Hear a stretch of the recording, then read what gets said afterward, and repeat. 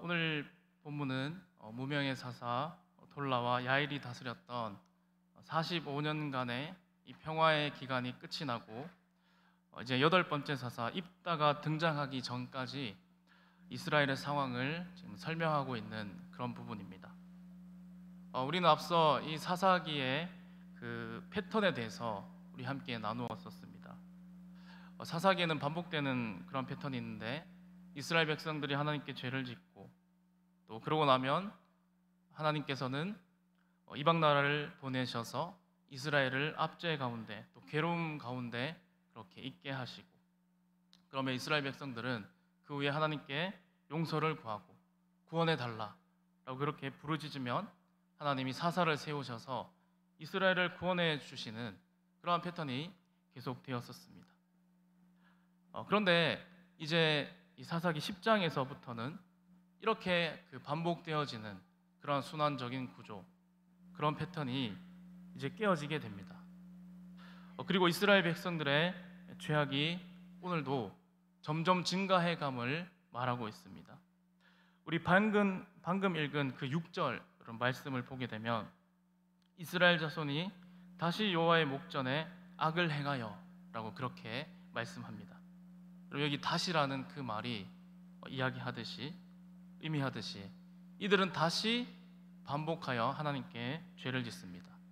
그리고 전에 에훗과 또 드보라, 기드온 때에는 또라는 그러한 단어가 이 이스라엘의 죄악을 점점 더 증가하고 또 다시 반복되는 그런 표현이라고 말씀드렸었습니다. 지금 이 10장에서도 이제 마찬가지입니다. 이스라엘 자손이 짓는 그 죄의 크기가 더 커지고 또 깊이는 더 깊어지고 넓이는 더 넓어지고 또한 그러한 죄악을 반복하여 지금 되풀이하는 것을 말하고 있습니다. 그리고 이어지는 그 6절의 여러분 후반부를 보시게 되면 이스라엘 백성들이 섬기던 그러한 신들의 종류도 지금 나열하고 있습니다. 보시면 첫째 바알이 나옵니다. 바알. 그리고 둘째로 아스다롯, 그리고 셋째로 아람의 신들, 그리고 네 번째는 시돈의 신들, 다섯 번째는 모압의 신들, 또 여섯 번째는 암몬의 신들, 그리고 일곱 번째는 이 블레셋 사람들의 신들이 등장합니다. 여러분, 이스라엘 백성들이 섬겼던 이 이방 민족들, 그 신들을 이렇게 지금 어떻다 이렇게 순서대로 자세하게 지금 나열해 놓고 있는데, 바로 이들은 모두 과거 이스라엘을 침략했던 그러한 민족을 말하는 것입니다. 그리고 여러분, 이 암몬은 이제 현재 이스라엘 민족을 이제 침략하는 민족이고, 또 블레셋도 마찬가지이며, 또 앞으로 블레셋은 이제 이스라엘 민족을 또 침략하게 되어집니다. 그러니까 지금 과거부터 현재와 이 미래까지 이 이스라엘 백성들을 괴롭히는 그 민족들의 신을 여러분 이스라엘 백성들은 어떻게 해야 되는 것이 당연합니까? 바로 그들을 버리는 것이 당연합니다. 그런데 오히려 이들은 버려야 할 것을 버리지 아니하고 그것들을 섬기고 하나님을 버렸다고 그렇게 말씀합니다. 여러분, 지금 이것이 말하는 것은 이 이스라엘의 지금 총체적인 그러한 배교, 총체적인 배반을 말하고 있다는 것입니다. 그리고 이 이방 민족들이 나타나는 그러한 특징, 지리적인 특징도 있는데, 여러분 이 바알과 아스다롯이라는 그 신은 이 대표적인 가나안의 신이고, 또 아람과 시돈은 이 이스라엘의 그 북쪽에 위치하는 그러한 곳입니다. 그리고 모압과 암몬은 요단 동편에 위치하고 있고, 블레셋은 남서쪽. 그러니까 이 이스라엘을 중심으로 사방을 둘러싸고 있는 그 이방인들, 그러니까 그들의 그 신들에게 이스라엘이 포위당하고 지금 정복당하였음을 이렇게 상징적으로 나타내고 있는 것이기도 합니다. 여러분, 이스라엘이 이렇게 어느 한 지파나 어느 한 부분만이 아니라 이제는 이 나라 전체적으로 총체적으로 하나님을 배교했고 이들이 이방 신들에게 그렇게 포위당했다는 것은 이 이스라엘이 마치 가나안처럼 되었다.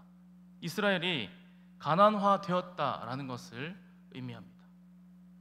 여러분, 이스라엘의 가나안화란 무엇입니까? 하나님께서 이스라엘 백성들에게 가나안에 들어가면 너희는 그들과 구별되고 차별되게 너희는 그렇게 살아가라 라고 그들에게 말씀하셨습니다. 그래서 하나님께서 이스라엘 백성들에게 무엇을 주십니까? 모세와 여호수아를 통해서 그 이어가는 바로 하나님의 말씀인 율법을 주십니다. 이스라엘 백성들이 그 가나안 땅에 들어가게 되면 그 땅에 있는 그 이방 민족들과 다르게 살 수 있게 하는 것은 다른 것이 아니라 바로 하나님의 말씀인 그 율법입니다. 그래서 그 말씀을 듣고 좌로나 우로나 치우치지 아니하고 그 말씀을 힘써 행하게 될 때 그 힘으로 이스라엘이 가나안화 되지 않고 버텨낼 수 있는데, 여러분, 이들이 이제 하나님 말씀을 듣지 않는 것입니다. 하나님 말씀을 가벼이 여기고 그 말씀을 듣지 아니할 때 바로 가나안 사람들과 같이 이들은 동화되어 버린 것입니다. 하나님의 말씀을 들어야 할 이스라엘이 이방 민족과 같아진 것, 여러분, 바로 그것이 이스라엘의 가나안화입니다. 돌라와 야엘 이후에 이스라엘 백성들의 죄는 이렇게 또다시 반복되고 증가하고 더욱더 커졌습니다. 여러분, 그러자 하나님께서는 이스라엘에게 진노하십니다. 우리 읽은 말씀 7절에 보게 되면 이 진노하신 하나님이 블레셋과 암몬 자손의 손에 그들을 파십니다. 근데 여러분, 여기 이 7절에서 여호와께서 이스라엘에게 진노하사라고 이렇게 단순한 그런 문장으로 되어 있지만, 그러나 이 히브리어 원어로 보면 이 진노가 단순한 진노가 아닙니다. 그러니까 여기에 진노하다라는 그 단어에 쓰여진 것을 정확하게 말하면 콧김이 뜨거워지다라는 뜻입니다. 그러니까 여러분, 이 표현은 관용적인 표현으로 극도에 달한 그런 분노를 말하는 것입니다. 그러니까 여러분, 흔히들 우리가 굉장히 화가 많이 나면 어떻게 됩니까? 코에서 이렇게 하면서 그 뜨거운 김이 나오는 것처럼 바로 하나님께서 그 정도로 이 이스라엘 백성들에게 진노하고 있다라는 것을 말합니다. 그러니까 지금까지 하나님은 사사들을 몇 명 세우십니까? 7명의 사사를 계속하여 반복하여 세우셨고, 그만큼 이스라엘의 그 죄악을 용서해 주시고 또 용서해 주시고 또 용서해 주셨습니다. 그런데도 다시 또 죄를 짓는 그 이스라엘 백성들을 보자 하나님의 그 콧김이 뜨거워질 만큼 정말 극도에 달한 그런 분노의 감정을 이렇게 오늘 표현하고 있다는 것입니다. 여러분, 하나님의 이 극에 달한 분노, 그 진노의 결과 이스라엘 민족을 이방 민족에게 파셔서 이제 이스라엘은 18해 동안 18년 동안 억압과 압제를 이제 당하게 됩니다. 또한 이들이 당하는 그 억압, 이 압제를 또 원문으로 보면 학대를 표현하는 그 히브리어 단어가 두 개가 연달아서 연속적으로 그렇게 쓰여 있는데, 하나는 짓밟다라는 단어이고 또 하나는 박살낸다 그런 단어입니다. 그러니까 하나님을 떠난 그 이스라엘 백성들에게 하나님은 이 18년 동안 18해 동안 이방 민족에게 짓밟히고 박살나게 될 것이라는 그러한 것입니다.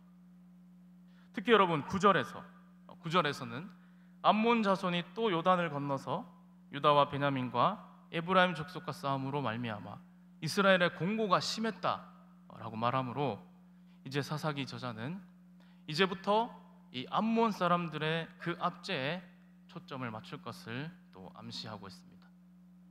암몬 자손이 길르앗 지역에 정착한 이스라엘 사람들만 억압하는 것에 끝나지 않고 이제 요단강을 건너와서 유다, 베냐민 또 에브라임과 싸웠다라고 하는 것은 그 암몬이 이제 그 이스라엘 지역의 그 중심 지역까지 진출했다라는 그런 뜻이고, 또 이 시대 그 암몬의 괴롭힘이 매우 광범위하고 또 크고 강했음을 또 말하는 것입니다.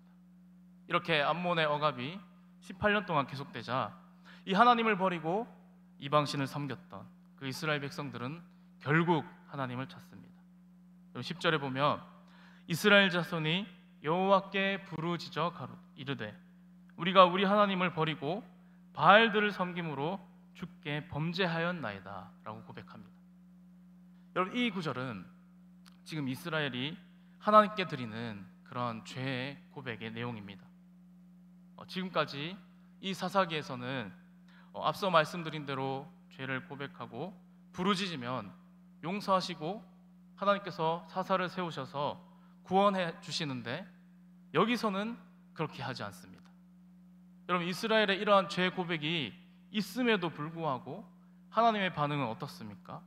하나님의 반응은 아주 싸늘합니다. 11절 보시면 여호와께서 이스라엘 자손에게 이르시되 내가 애굽 사람과 아모리 사람과 암몬 자손과 블레셋 사람에게서 너희를 구원하지 아니하였느냐. 그러니까 이스라엘이 우리가 주께 범죄했습니다 라고 그렇게 이야기했지만, 여러분, 하나님께서는 서운하다는 듯이 이렇게 진한 이야기를 꺼내십니다.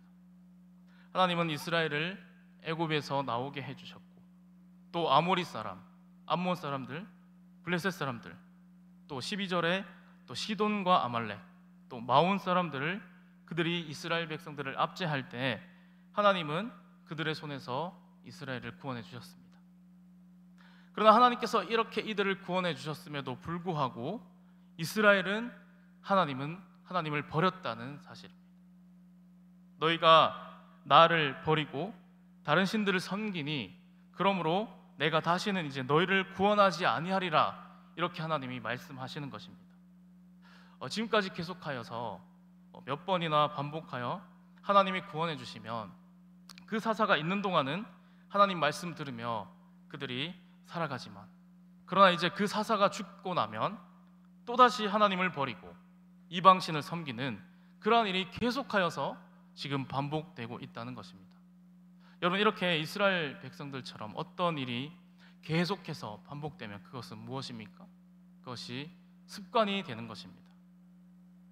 이스라엘은 계속하여 죄를 짓고 다시 하나님께 잘못했다라고 그렇게 말하는, 마치 습관적으로 반복해서 죄를 고백하는 것과 같은 그런 행동을 지금까지 보여왔고, 또 오늘 본문에서도 이와 같은 행동을 또 하고 있습니다.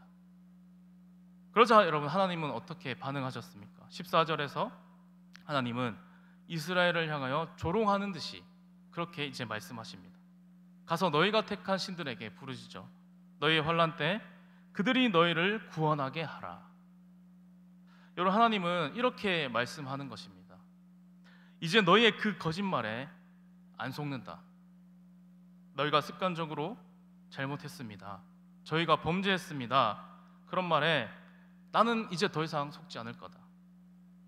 너희가 택하여 섬기는 그 신들에게 가서 부르짖고 너희를 구원해 달라고 해라 라고 그렇게 하나님은 이스라엘 백성들에게 비꼬아 말씀하시는 것입니다. 여러분, 하나님은 이스라엘의 이 습관적인 그러한 죄 고백에 오늘 이렇게 반응하십니다. 여러분, 오늘 본문은 지금까지 사사기에서 계속하여 보아왔던 이스라엘의 이 반복되는 모습, 하나님께 습관적인 죄 고백을 하였을 때 일어나게 되는 그러한 하나님의 지금 반응을 보게 되면 현재 우리의 믿음과 우리의 신앙생활의 모습을 되돌아보게 하고 또 우리에게 오늘 경종을 울리게 합니다. 오늘 살아가는 우리 그리스도인들, 저와 여러분들은 우리 하나님 앞에서 어떻게 살아가고 있습니까? 오늘 본문에서 말하고자 하는 그러한 핵심은 결국 말만 하는 것은 진짜 신앙이 아니라는 것입니다. 만약 하나님께 잘못했다라고 죄를 고백하게 된다면 그 고백에 걸맞는 행동이 뒤따라야 하고 다시 죄를 짓지 아니하려는 그러한 고민과 치열한 싸움이 삶에서 있어야 한다는 것을 오늘 우리에게 말씀하고 있는 것입니다. 습관적인 죄의 고백이나 삶이 뒤따르지 않는 그러한 겉도는 말은 하나님의 엄중한 진노를 일으킬 뿐입니다. 이 시간 저와 여러분이 오늘 본문의 이 말씀을 교훈 삼아 말만 번지르르 한 그러한 신앙생활이 아니라 우리의 삶과 행동으로 말할 수 있는 그런 주의 신실한 자녀가 되기를 간절히 소망합니다. 우리 함께 기도하겠습니다.